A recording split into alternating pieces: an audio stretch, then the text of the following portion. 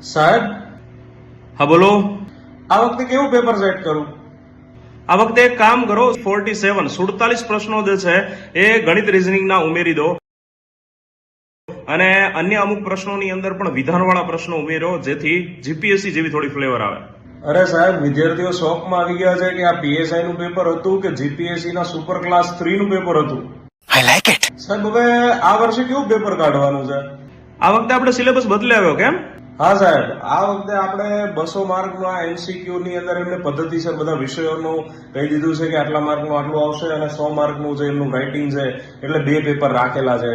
આ વખતે એક કામ કરો, આપણે જે જૂના પ્રશ્નપત્રની અંદર વન લાઇનર પૂછતા હતા ને, કે જે જીકે ની એક બુકમાંથી પણ જો વિદ્યાર્થી એ કરીને જાય તો મેરિટમાં આવી શકે, એવું પેપર કાઢો એમસીક્યુ નું.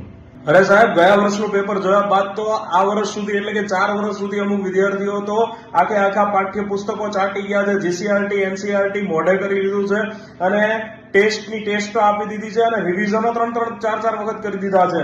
આ જોયા બાદ તો એમને વધારે શોખ લાગશે. તમે ફક્ત મેં કીધું એટલું કરો. भगवान है कहाँ रे तू।